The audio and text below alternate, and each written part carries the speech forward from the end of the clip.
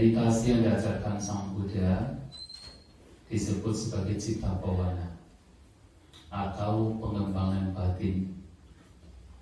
Dalam pengembangan batin secara general ada dua hal yang harus kita lakukan, yaitu upaya untuk melenyapkan pikiran-pikiran yang tidak bermanfaat, yang tidak baik, dan juga upaya untuk mengembangkan pikiran-pikiran yang baik, yang bermanfaat.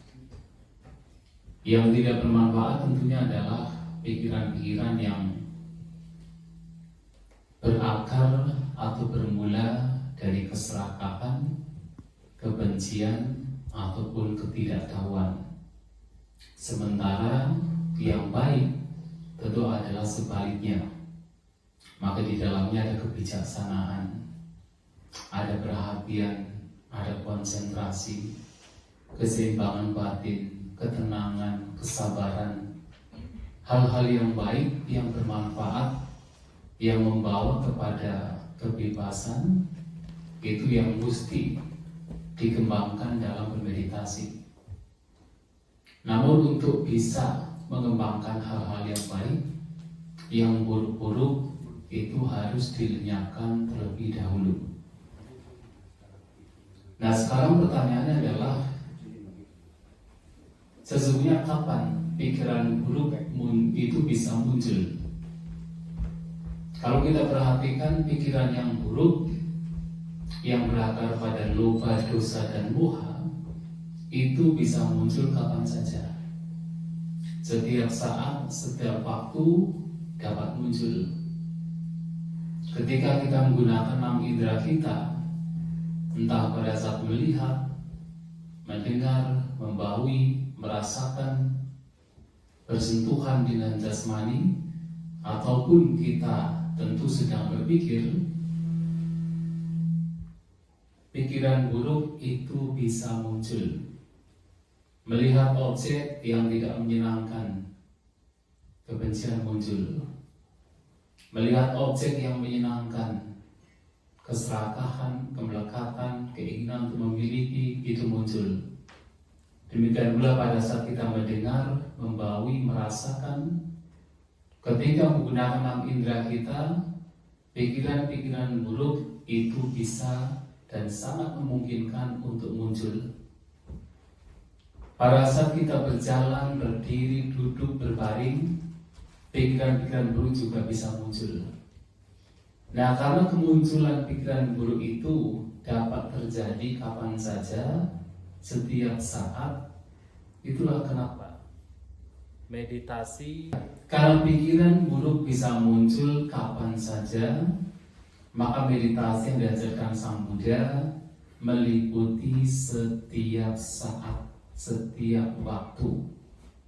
Sang Buddha menyampaikan bahwa seseorang yang mengembangkan batin harus mengembangkan yang disebut sebagai jagara. Jagara adalah mindfulness, berusaha untuk selalu membawa batin terjaga. Itu jagara. Dan kapan kita membawa batin kita senantiasa terjaga adalah pada saat bangun tidur sampai kita menjelang tidur. Jadi saat kita bangun tidur, sejak itu kita menjaga batin kita sampai kita menjelang tidur, kita menjaga batin. Nah, ketika kita menjaga batin dalam setiap momen, setiap saat, itulah yang disebut sebagai Citta Bawana, disebut sebagai meditasi. Maka meditasi tidak hanya sekedar pada saat duduk. Saat duduk itu sangat baik, karena pada waktu itu terutama indera-indera yang lain seperti indera mata, indera telinga itu sudah tidak digunakan, sehingga itu sangat baik. Tetapi bukan berarti kemudian pada saat kita melihat, kita mendengar, kita sedang makan, kita sedang bersentuhan, di situ kita tidak menjaga batin kita. Selama kita menjaga batin kita, itulah yang disebut sebagai meditasi. Nah, sekarang kita tahu bahwa meditasi adalah dalam Buddhis adalah harus dilakukan setiap saat, setiap momen. Maka di sini ada meditasi duduk, ada pula meditasi jalan. Sebenarnya keduanya penting. Jadi Sang Buddha selalu mengingatkan bahwa meditasi itu diibaratkan seperti ketika seseorang menggunakan senar gitar. Ketika senar gitar dipasang dengan terlalu kencang, apa yang terjadi? Putus, tidak memberikan suara. Ketika dipasang terlalu kendor, apa yang terjadi? Juga tidak bisa memberikan suara. Maka harus dipasang secara proporsional. Maka tidak terlalu kencang, tidak terlalu kendor, proporsional. Meditasi juga sama. Ada meditasi duduk, ada meditasi jalan. Kalau duduk saja itu juga tidak baik. Kalau jalan saja juga tidak baik. Maka harus ada meditasi duduk, meditasi jalan. Dan itu sangat penting untuk dilakukan. Maka disinilah kenapa dalam meditasi ini ada meditasi duduk, ada meditasi jalan. Tapi intinya satu adalah menjaga batin. Namun yang menjadi pertanyaan selanjutnya adalah saat kita menjaga batin, bagaimana kita bisa menjaganya? Sedangkan pikiran kita itu sudah terbiasa berkeliaran, sudah terbiasa berkelana, terbiasa mengembara, terseret ke masa lampau, ke masa yang mendatang, dan sulit untuk hidup saat ini dan sekarang. Padahal meditasi itu adalah bagaimana kita membawa batin ke saat ini dan sekarang. Setidaknya ketika batin berada di sini dan sekarang, maka pikiran-pikiran yang buruk, yang tidak bermanfaat, yang biasanya muncul ketika batin berkeliaran ke masa mendatang, ke masa yang lampau, setidaknya tidak muncul. Maka tinggal menghandle ketika batin berada di sini dan sekarang, bagaimana batin dihandle agar di situ tidak muncul kotoran batin. Nah, untuk membawa batin ke saat ini dan sekarang, itulah kemudian dibutuhkan dua instrumen. Yang pertama adalah sati, perhatian. Yang kedua adalah objek meditasi. Jadi diibaratkan oleh para sesepuh kita, para biku zaman kuno, tertulis dalam kitab ulasan bahwasanya seperti kalau seseorang menjinakkan seekor anak sapi yang liar. Ketika anak sapi yang liar yang masih merindukan air susu induknya untuk dizinakan, dibutuhkan dua, yaitu tali dan tiang. Diikat sapi tersebut dengan tali dan kemudian diikatkan ke tiang yang sudah ditancapkan ke tanah dengan kuat. Dan ketika itu terjadi, apa yang kemudian anak sapi tersebut lakukan? Masih berusaha untuk meronta. Tapi seberapapun jauhnya ia lari, ia tidak bisa lari jauh karena sudah diikat oleh tali tersebut. Akan kembali lagi, lari lagi, kembali lagi, lari lagi, kembali lagi. Dan sampai kemudian anak sapi tersebut menjadi lelah sendiri, diam, jinak, duduk di bawah tiang tersebut. Nah, kita juga sama.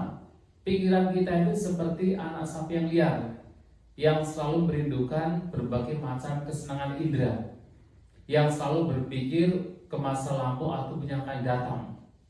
Dan untuk menjinakkan pikiran kita yang liar dibutuhkan dua, yaitu tali perhatian dan tiang objek meditasi. Nah, objek meditasi ini penting sekali agar ketika pikiran yang liar mengembara itu bisa kembali, mengembara lagi bisa kembali. Nah, yang mengembalikan pikiran yang liar adalah karena ada perhatian, ada kewaspadaan. Jadi sakti itu adalah perhatian, adalah kewaspadaan, adalah kesadaran. Dan sakti juga adalah kekuatan untuk senantiasa ingat. Kalau Sang Buddha menyampaikan cira basi tampi, cira katampi, sarati anusarati, definisi tentang sati. Ketika seseorang mampu mengingat apa yang telah diucapkan dan diperbuat di masa yang sudah lewat, itulah sati perhatian. Namun dalam meditasi bukan kita mengingat-ingat masa lampau, bukan kita mengingat-ingat tentang kejadian masa lampau, tetapi kita membawa batin kita untuk selalu ingat dengan objek meditasi. Membawa batin kita untuk selalu ingat dengan saat ini dan sekarang. Itulah kekuatan sati yang harus dimunculkan saat kita bermeditasi. Artinya ketika pikiran mengembara, ingat untuk kembali ke objek. Mengembara lagi, ingat untuk kembali ke objek. Mengembara lagi, ingat kembali ke objek saat ini dan sekarang. Objeknya apa? Saat duduk meditasi, baik menggunakan objek yang paling kasar. Yang paling kasar apa? Ketika duduk bermeditasi, biasanya dianjurkan adalah nafas. Ada yang mungkin sering menggunakan kembung kempis perut, itu bagian dari nafas, atau menggunakan keluar masuknya nafas melalui dengan memperhatikan di sekitar rongga hidung, itu juga adalah nafas. Dan itu yang paling kasar pada saat kita duduk bermeditasi. Kenapa? Antara batin dan jasmani, yang paling kasar adalah jasmani. Di antara jasmani, ketika duduk diam, yang masih bergerak adalah nafas. Maka nafas yang paling mudah untuk diperhatikan. Itulah kemudian biasanya para guru meditasi, bahkan nafas itu menjadi objek favorit bagi para Buddha dan para Arahanta. Itu objek favorit. Maka nafas bisa digunakan saat kita duduk bermeditasi. Nah, kemudian pada saat jalan, jalan di sini Anda bisa berjalan dengan normal ataupun Anda bisa berjalan dengan lebih pelan, tapi intinya sama. Anda punya perhatian, berperhatian, berkesadaran, senantiasa sadar, ingat dengan saat ini dan sekarang, terutama mengarahkan batin terhadap objek. Objeknya apa pada saat berjalan? Yang paling kasar adalah langkah kaki ketika berjalan. Nah, untuk lebih spesifik lagi, Anda bisa memperhatikan sentuhan di telapak kaki. Sembari Anda bisa dengan mencatat dalam batin supaya sebagai instrumen, supaya tidak lupa dengan langkah kaki, Anda bisa menggunakan catatan dalam batin sesuai dengan langkah kakinya. Kaki kanan melangkah, catat kanan. Kaki kiri melangkah, catat kiri. Kanan, kiri, kanan, kiri. Sesuai dengan ritme Anda berjalan. Anda berjalan bisa dengan normal atau dengan lebih pelan. Nah, tetapi baik untuk berjalan dengan jalan yang lurus. Jadi tidak muter-muter ya. Jalan yang lurus, jadi hanya maju, kemudian balik lagi, maju, balik lagi. Sesuai dengan jalan tempat meditasi jalan yang sudah dipilihnya. Kalau di sini tentunya tidak bisa karena banyak peserta, jadi bisa meditasi jalan di luar. Di luar bisa digunakan. Nah, karena waktu untuk pemaparan juga tidak banyak dan itu yang baik untuk dilakukan. Kalau mau ada pertanyaan sebelum kita lanjut, dipersilahkan. Ya. Jadi sekali lagi untuk meditasi jalan bisa ya. Kemudian untuk melihat ya, untuk mata, seperti tadi telah disampaikan oleh Sister Lily bahwasanya dalam meditasi ini harus noble silence. Dan salah satu noble silence-nya adalah tidak kemudian bertatapan mata dengan yang lain. Artinya pada saat meditasi jalan pun juga Anda melihat jalan ya. Dan seberapa jauh Anda melihat jalan, itu tentunya masing-masing. Jadi merasa wajar melihat jalan, merasa 2 meter ke depan, 3 meter, nanti Anda menjadi kaku. Jadi seperti Anda berjalan biasa, tetapi kalau berjalan pada umumnya kemudian bisa melihat ke sana kemari, dalam meditasi jalan itu melihat jalan. Dan harus dengan mata terbuka ya. jangan dengan mata terpejam. Ada dua cara, dengan cara berjalan normal saja atau dengan cara berjalan lebih lambat. Nah, ketika lebih lambat Anda bisa dengan angkat, maju, letak sambil mencatat dalam batin, angkat, maju, letak. Silahkan, tapi itu tidak menjadi keharusan, ya. Karena memang dalam meditasi jalan, bahkan di dalam Tipitaka kitab komentar tidak pernah disebutkan harus angkat, maju, letak. Tetapi tentu meditasi jalan kuncinya adalah dengan kita berperhatian. Dan yang lebih penting lagi adalah dengan menjaga batin. Jadi setiap kali kita ada kotoran batin yang muncul, berusaha untuk melenyapkan terlebih dahulu. Pada zaman dahulu ada sebuah cerita, itu di Sri Lanka, tercatat dalam kitab komentar. Beliau ini adalah seorang bante yang menggunakan meditasi jalan sebagai prioritas. Tapi tetap meditasi duduk juga, tapi prioritasnya adalah meditasi jalan. Yang mana apa yang beliau lakukan? Setiap kali berjalan dia harus penuh kesadaran, dan setiap kali ada kotoran batin berhenti, menyadari, lenyap, berjalan lagi. Kotoran batin muncul lagi, berhenti lagi. Sampai suatu saat ketika beliau pergi berpindah patah, baru maju sebentar, berhenti. Kemudian sedikit maju, berhenti. Sampai yang masyarakat yang melihatnya, ini batinnya sudah gila Bapak ya. Karena tidak tahu, padahal beliau itu sedang betul-betul memperhatikan batinnya saat meditasi jalan. Jadi berpenuh kesadaran, dan ketika muncul pikiran buruk, nah beliaunya betul-betul berusaha untuk melenyapkan. Dan kalau itu dilakukan, yang terbaik dilakukan. Tetapi tentu dengan penuh kesadaran, setiap langkah itu sadar dilakukan.